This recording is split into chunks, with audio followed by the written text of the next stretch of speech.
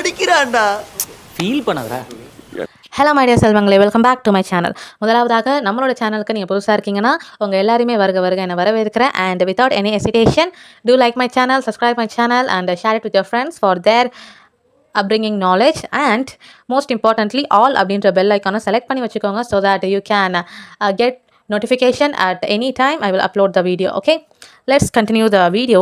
இன்னைக்கு நம்ம பார்க்க போகிற சப்ஜெக்ட் என்னென்னா இந்தியன் ரைட்டிங் இன் இங்கிலீஷ் தான். இந்த இந்தியன் ரைட்டிங் இன் இங்கிலீஷில் முக்கியமாக பார்க்க போகிறது ஒரு பொயட்ரி பார்த்தீங்கன்னா ஒரு கம்ப்ளீட் சம்மரி தான். அதாவது பொயட்ரினாலே என்ன, கவிதை. We all know the meaning. கவிதைனா என்ன, ஒரு விஷயத்தை பற்றி நல்லா அப்படியே ரசித்து ருசித்து மானே தேனே பொன்மானே போட்டு எழுதுறது தான். அப்படி ஒருத்தர் எழுதியிருக்காங்க. எதை பற்றினா ஒரு பொயட்டை பற்றி, லவ்வரை பற்றி, பேர்ட் வாட்சரை பற்றி. அதாவது இந்த மூணு பேருக்கும் இருக்கிற ஒற்றுமை என்ன, பொயட்டாக இருந்தாலும் லவ்வராக இருந்தாலும். ஃபர்ஸ்ட்டு ஹூ இஸ் பொயட்னு சொல்கிறத விட the name of the poet defines what அப்படின்னு கூட நம்ம சொல்லலாம். அதாவது ஒரு கவிஞனை தான் பொயட் அப்படின்னு சொல்கிறோம். லவ்வர்னா என்ன, ஒரு காதலன் ஒரு காதலி, அது நமக்கு சொல்லாமலே நல்லா மீனிங் தெரியும். அடுத்தது பேர்ட் வாட்சர்னா பறவையை பார்ப்பவனா அப்படி சொல்லலாமா, இல்லை ஒரு ஹண்டர் வேட்டையாளன் அப்படின்னு சொல்லலாமா? ஓகே, இந்த மூணு பேருக்கும் இருக்கிற ஒரு ஒற்றுமை என்ன, மூணு பேருமே ஒரு விஷயத்துக்காக காத்திருக்கணும். ரைட்டா? கவிஞர் அவர் எழுத போகிற கவிதைக்கான ஒரு தூண்டுகோல், ஒரு உணர்வு, ஒரு அறிவு, ஆர் எல்ஸ் அந்த ஃபர்ஸ்ட் லைன் ஸ்டார்ட் பண்ணும் போது எதை போட்டு ஸ்டார்ட் பண்ணலாம் அப்படின்ற ஒரு க்ரியேட்டிவான ஒரு வேர்டுக்காக அவர் வெயிட் பண்ணிகிட்டு இருப்பாங்க. இன்னொன்று லவ்வர், ஒரு காதலன் ஒரு காதலி எதுக்கு வெயிட் பண்ணுவாங்க, அவங்களோட லவ் வந்து சக்ஸஸ் ஆகணும், அவங்க லவ்வை வந்து ஏற்றுக்கணும் அப்படின்னு சொல்லிட்டு வெயிட் பண்ணிட்டு இருப்பாங்க. ஒரு பேர்ட் வாட்சர், அதாவது ஒரு ஹண்டர் எதுக்கு வெயிட் பண்ணுவாங்க, எப்படா வலைக்குள்ளே வந்து மீன் மாட்டோம், எப்படா வலைக்குள்ளே வந்து ஒரு பறவை மாட்டோம் அப்படின்னு தானே. இப்போ இந்த மூணு பேருக்கும் இருக்கிற ஒற்றுமை என்னென்னா வெயிட்டிங். மூணு பேருமே காத்திருந்தால் மட்டும்தான் மாங்காய் விழும். கரெக்டாக? மாங்கான்னு சொல்கிறது அவங்களுக்கான ஒரு வெற்றி. அதாவது லவ்வருக்கு அவரோட லவ்வு, பொயட்டுக்கு அவரோட போயம், அண்ட் பேர்ட் வாட்சருக்கு வலைக்குள்ள பேர்டு. இது மூணும். ரைட்டா? இதை பற்றி அப்படி என்ன சொல்லியிருக்காங்கன்னா, நான் இப்போ சொன்னதை தான் ஒரு 20 லைனில் ஒரு போயமாக இந்த நிசிம் எசேக்கியேல் கொடுத்துருக்காங்க. ரைட்?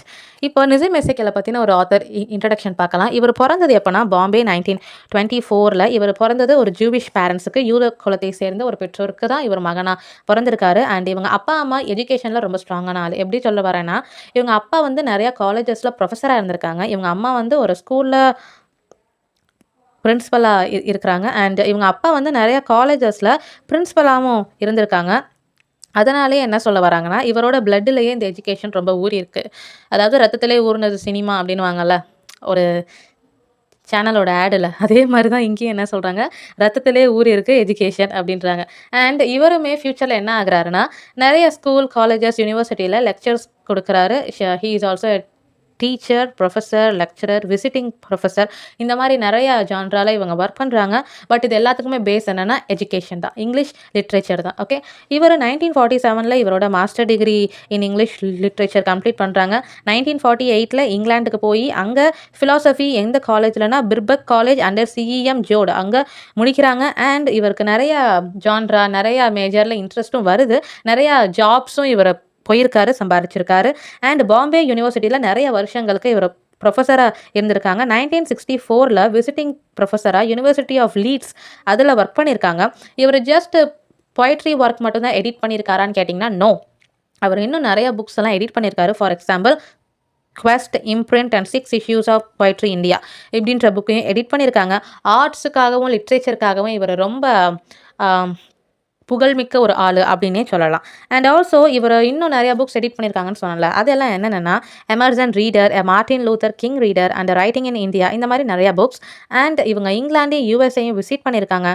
இவர் நிறையா awards and winnings and honours எல்லாம் பெற்றிருக்காரு. இவ்வளோ புகழ்மிக்க ஒரு ஆள் எப்போ இறந்தாருன்னா 2004 ஜான்வரி 12. ஓகேவா? அண்ட் இவருக்கு 2 மகள்கள் இருக்காங்க, ஒரு மகன் இருக்காங்க. இவரோட பொயட்ரி கலெக்ஷனுக்குள்ளே இருக்கிற த மோஸ்ட் ஃபெமிலியரான போயம் அப்படின்னு பார்த்தீங்கன்னா the exact name, 60 poems, the third, the unfinished man, a time to change, இது எல்லாமே ரொம்ப ஃபெமிலியரான போம்ஸ் அப்படின்னே சொல்லலாம். And also hymns in darkness and later day psalms இப்படின்ற போமும் ரொம்ப ஃபெமிலியர் அண்ட் மோஸ்ட் இம்பார்ட்டன்ட். இதெல்லாமே ஒன் வேர்டில் கண்டிப்பாக வரும், ப்ளீஸ் நோட் இட். அண்ட் இப்போது இந்த போம் பற்றி பார்க்கலாம். நான் சொன்னேன்ல அந்த போம் பொயட், லவர், பேர்ட் வாட்சர், இந்த போம் வந்து எக்ஸாக்ட் நேம் அப்படின்ற ஒரு கலெக்ஷனுக்குள்ளே வருது.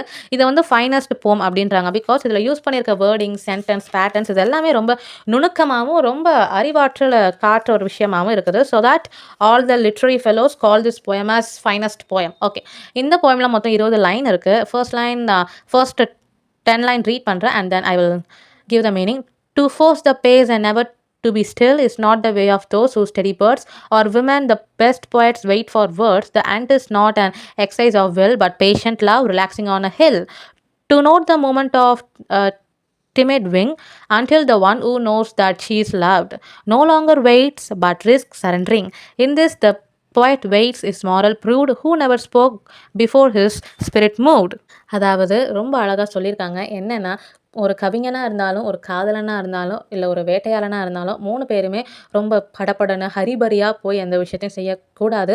அவங்க எல்லாருமே ரொம்ப பொறுமையுடன் காத்திருக்க வேண்டும். ஏன்னா இவங்க 3 பேருக்கு இருக்கிற ஒற்றுமை என்னன்னு சொன்னால் அந்த பொறுமை தான். அந்த எந்த விஷயங்களும் உடனே செய்யாமல் கொஞ்சம் வெயிட் பண்ணி, கொஞ்சம் டேஸ் எடுத்து, கொஞ்சம் டைம் எடுத்து செஞ்சால் தான் இவங்களோட விஷயம்லாம் வாய்க்கும். ரைட்டாக the poet has to wait for the right moment for the inspiration to dawn on him. அதாவது ஒரு கவிதையை எழுதணும்னா அந்த கவிஞன் ரொம்ப பொறுமையாக இருக்கணும். ஏன்னா அதற்கான அந்த இன்ஸ்பிரேஷன், ஒரு தூண்டுகோல் அவனுக்குள்ளே வர வரைக்கும் அவன் பொறுமையாக இருக்கணும். அந்த தூண்டுகோல் அவனுக்குள்ளே எப்படி சூரியன் வந்து எழும்புதோ, சூரியன் உதிக்குதோ, அந்த மாதிரி ஒரு இன்ஸ்பிரேஷன், ஒரு சிந்தனை அவனுக்குள்ளே உதிக்கணும்னா he has to be patient அப்படின்னு சொல்கிறாங்க.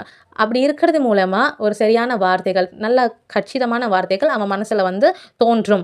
அதே மாதிரி ஒரு பேர்ட் வாட்சர், ஒரு வேட்டையாளன், அவன் வந்து ரொம்ப பேஷண்ட்டாக இருக்கணும். எந்த அளவுக்கு பேஷண்ட்டானா, அந்த ஒரு பறவை எந்த பறவையை அவன் ஹண்ட் பண்ணணும்னு நினைக்கிறானோ அந்த பறவை விங்ஸை விரிச்சாலும் அது கொஞ்சம் பறந்து போனாலும் எதுக்குமே படப்படன்னு ஆகாமல் கூலாக ரிலாக்ஸ்டாக, ஃபார் எக்ஸாம்பிள் நம்ம தோனி மாதிரி கேப்டன் கூல் மாதிரி இருக்கணும். அப்போ தான் அந்த பறவை வந்து வளர மாட்டோம். அதை எப்படி சொல்கிறாங்கன்னா, அந்த பறவை கொஞ்சம் ஏதாச்சும் ஒரு மூமெண்ட் செய்யுது, அது வந்து பறக்கிற மாதிரி இருக்குது அப்படின்லாம் பார்த்து நீ கவலைப்படாமல் அந்த நேரத்தில் நீ எந்த இடத்துல இருக்கிறியோ, ஃபார் எக்ஸாம்பிள் இதில் எந்த இடம்னு சொல்லியிருக்காங்கன்னா ஹில் அப்படின்னு சொல்லியிருக்காங்க, ஒரு மவுண்டன், மலை. ஓகேவா, நீ எந்த இடத்துல இருக்கியோ அந்த இடத்துல கொஞ்சம் ரிலாக்ஸ்டாக இரு, கொஞ்சம் மூச்சு வாங்க, கொஞ்சம் சுற்றி முற்றி பாரு, அப்படி ஒன்று ரிலாக்ஸ் ஆக்கிக்கோ. அட் த சேம் டைம் ஒரு லவ்வர் எப்படி பேஷண்ட்டாக இருக்கணும்னா, அவர் வந்து அவரோட லேடி லவ் காதலியோட ஆக்ஷன்ஸ் எல்லாம் பார்க்கணும். அதாவது இப்போ அவள் கோவமாக இருக்காளா, அவள் எந்த மூடில் இருக்கா, வந்து இப்போது சரியாக இருக்காளா, அவள் பேசுவாளா, மாட்டாளா, இல்லை எரிச்சலாக இருக்காளா, இந்த மாதிரி அவரோட ஒவ்வொரு மூமெண்ட்ஸையும் பார்த்து தான் லவ்வர் வந்து அவரோட லேடி லவ் கிட்ட போய் பேசணும். He want to wait for the right moment அப்படின்றாங்க. இது எல்லா 3 விஷயத்துலையும் ஒரு விஷயம் தான் காமனாக இருக்குது. என்னென்னா பொறுமை. அண்ட் ஆல்சோ இன்னொரு விஷயம் என்னென்னா, நீங்கள் எந்த அளவுக்கு பொறுமையாக இருக்கீங்களோ அந்த அளவுக்கு ரிவார்டும் ரொம்ப பெருசாக இருக்கும்.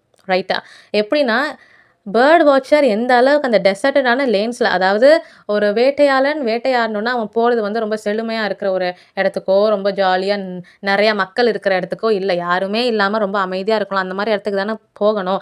அப்படிப்பட்ட இடங்கள், அதாவது எந்த அளவு நீங்கள் ரிஸ்க் எடுத்து இதை பண்ணியே ஆகணும்டா அப்படின்னு போகிறீங்களோ அந்த அளவுக்கு உங்களுக்கு ரிவார்ட்ஸ் இருக்கும் அப்படின்றாங்க. ஃபார் எக்ஸாம்பிள் அவர் வேட்டை செய்ய போகிற இடங்கள்லாம் எதனை தாண்டினா ரிவர்ஸ் ஃப்ளோ இன் சைலன்ஸ், அதாவது அருவிகள் வழியும் அப்படிப்பட்ட அருவிகளை தாண்டி போகணும், எந்த ஒரு சவுண்டும் இல்லாமல் ரொம்ப மெதுவாக இருக்கணும், கடல் கரைகள்லாம் இருக்கும், அந்த மாதிரி இடத்துலையும் நீங்கள் ஏதாச்சும் கோளாறுத்தனமாக பண்ணாமல் ரொம்ப அமைதியாக போகணும். இப்படிலாம் நீ அமைதியாக இருந்தால் மட்டும்தான் அந்த பறவை வந்து உன்னோட வலையில் மாட்டும். So you should be silent in all the moments அப்படின்றாங்க. At the same time lover should go to a remote dark place like the heart's dark floor. வா, எப்படி சொல்கிறாங்க பாருங்களா. அதே மாதிரி தான் ஒரு காதலன் எந்த அளவுக்கு பொறுமையாக இருக்கணும்னா, அவரோட காதலி எதுக்காக கோச்சிக்கிட்டு இருக்கா, இல்லை எதுக்காக வந்து பேசாமல் இருக்கா அப்படின்னு அவளோட உள்ளார்ந்த மனம் இருக்கும்ல, இன்னர் செல்ஃப், அதுக்குள்ளே நீங்கள் டைவடிச்சு போய் அவள் எதுக்காக கோச்சிட்ருக்கிறா, என்ன ஆச்சு, ஏன் பேச மாட்டா, வீட்டில் என்ன ஆயிருக்கும், என்ன சாப்பிட்ருப்பா, தலை வலிக்குதா, வயிறு வலிக்குதா, இந்த மாதிரி அவளோட அந்த டார்க் ஃப்ளோர், ஹார்ட் டார்க் ஃப்ளோருன்றாங்க, உள்ளார்ந்த மனசு, அதுக்குள்ளே நீங்கள் போய் பார்க்கணும் அவள் வந்து எப்படி இருக்கா அப்படின்னு.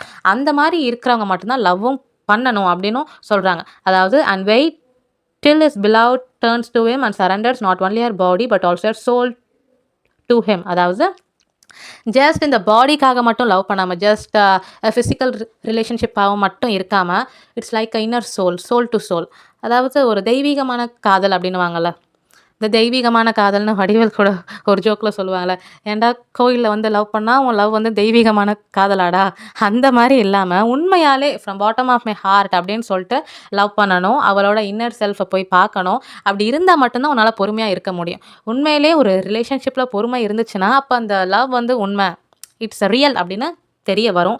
அண்ட் அதுக்கான ரிவார்டும் ரொம்ப சூப்பராக இருக்கும். என்ன மாதிரியான ஒரு பரிசு எண்டில் வரும்னா, அந்த காதலி வந்து அவளோட வாழ்க்கையே அவளையே உங்கள்கிட்ட ஒப்படைப்பா. அந்த மாதிரி ஒரு ப்ரெஷியஸான விலை மதிக்க முடியாத ரிவார்டுக்காக நீங்கள் கொஞ்சம் பொறுமையாக இருக்கிறதுல தப்பு இல்லை அப்படின்றாங்க. At the same time the poet passes through remote, crooked and zigzag paths of his psyche and consciousness.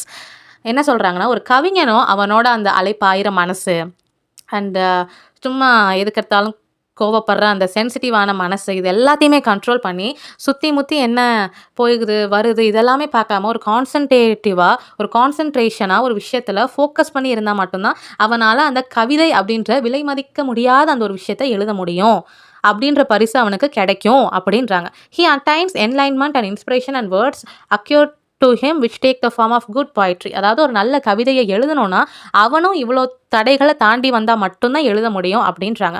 This poetry has the power to activate the senses and make people and hear much more than they could have otherwise done. அதாவது இந்த மாதிரி ஒரு உணர்ச்சி மிக்க கவிதையை எழுதணும்னா அவன் இவ்வளோ சாக்ரிஃபைஸ் பண்ணணும்.